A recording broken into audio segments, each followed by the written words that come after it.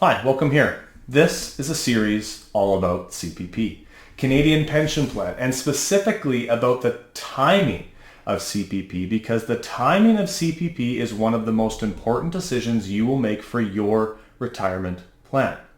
This is going to be a three-part series. I'm going to explore not only the basics of CPP, what it is that we're actually talking about when making a timing decision, but I'm going to outline the pros and the cons of taking it at age 60, 65, and 70. Now, if you've seen me on the main channel, you know I'm a fan of delaying CPP, but there are some very real, very good reasons why you would not delay to 70.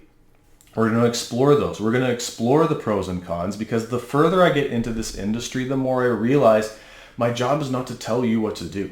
My job is to outline the pros and cons of every side of a decision so that you can apply those to your situation. This is a YouTube channel that goes out to all kinds of different people. We have to make certain generalizations here that may or may not apply to your situation. This series is meant to kind of help explore those different things. Now, this is the first in this three-part series that you're watching. Please just continue on. If this is not the first in this three-part series that you're watching, you can skip to this time and get through the introductions, because it's the same intro for all three. So, without any further ado, welcome to K4's newest channel. Let's get started.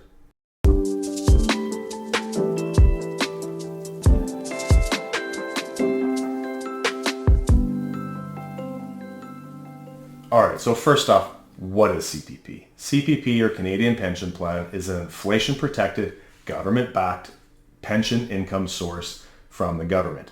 I refer to pension income sources like CPP and OAS as foundational income sources. Foundational income sources are what we build your retirement income house on. What makes it foundational?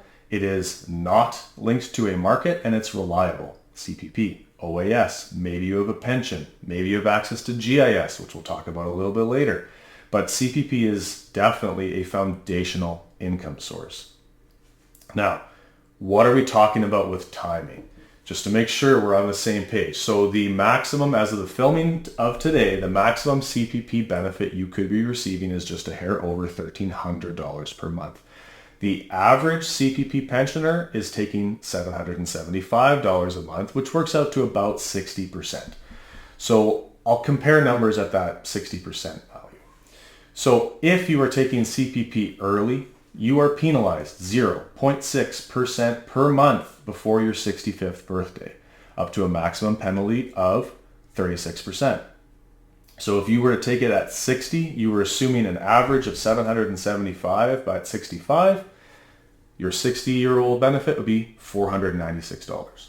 Now, on the flip side, you can wait beyond 65 and you're rewarded 0.7% per month after your 65th birthday, up to a maximum reward of 42%. The reward is larger than the penalty if you take it early, which is important to note as well. And for the average person expecting $775 at age 65, that will turn into $1,100 per month. So either direction, it's a pretty big difference that you're choosing between at that point.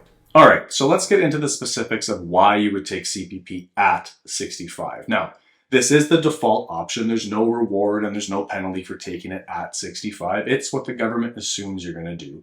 And I want to take a moment here and say something that I forgot to say in the first video, and that is, I'm assuming that you're retired in this conversation.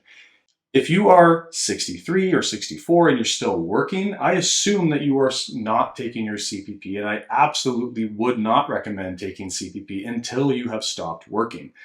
To me, it makes no sense to be taking that unless you're in an absolutely dire situation where that extra income can make a huge difference. But for the most part, I'm assuming that you are retiring or retired when we're having this type of conversation. Now, being that it's the default option at 65, many of the reasons that I gave for taking CPP at 60 are actually pretty much exactly the same for taking CPP at 65, with one new addition. So I'll kind of go through the first 5 really quickly. These are the same as the 60 video that I did earlier. All right, so number 1, you need the money. If you don't have enough investments to carry you through to age 70 and you're retiring, then absolutely, you should be taking CPP at 65. Number 2, you have a diminished life expectancy. The advantage of waiting on CPP really shines through if you have a longer life expectancy. So again, I talked about this in the other video. I don't know your personal situation health-wise, so if you have a diminished life expectancy and you're about to retire at 65, you should be taking CPP at 65. Number 3, you don't need CPP and you're planning to invest it. So this is kind of the opposite of number 1, where you have no need for it and you're just going to pile it away in investments. Number 4, you have a lack of government trust, or you have the mindset that I want to get my money from the government as fast as I possibly can. You're retiring and you want to get that going. Go for it. Start taking CPP at 65. And number 5 was taking early pressure off of your investments. CPP coming in is a pressure relieving strategy for your investments. And if you want to take that pressure off early, it can be a great idea to do so at 65. All right, and that leads me to the one addition that makes it for a great rationale for taking CPP at 65. Now, this one is pretty specific, and it's specific to those of you out there that have a defined benefit pension, and specifically a defined benefit pension that has a bridge benefit that's going to fall off at 65. So maybe you retired at 60 and you're earning, let's say, $3,000 a month in retirement with your defined benefit pension. And at your 65th birthday, $500 or $600 of that benefit per month is going to fall off with that bridge. Stabilizing that income could be a great idea, and taking CPP at 65 is a great way to do that. All right, so let's get back to the pros and cons of taking CPP at 65. So some of the pros that really shine for taking CPP at 65 include you have more foundational income in your 60s. You have the opportunity to invest your CPP income a little earlier. You protect against the risk of premature death. And in the case of a defined benefit pension with bridge falling off, you get to stabilize your income for those of you that have that situation. Cons, very similar list to taking CPP at 60. Long term, it's overall less cumulative income from CPP, assuming you live beyond 83. You're locked into that payment come 65. Yes, it increases. That's not what I'm talking about, but you're not going to get the reward. So you're locked in there. And long term, and again, that's 83 plus, it's actually going to require more of your investments than taking it at 70, which of course is going to be the next video in this series. Now, that was a ton of information, but if you want to see how this fits in with your retirement plan, we would love to hear from you.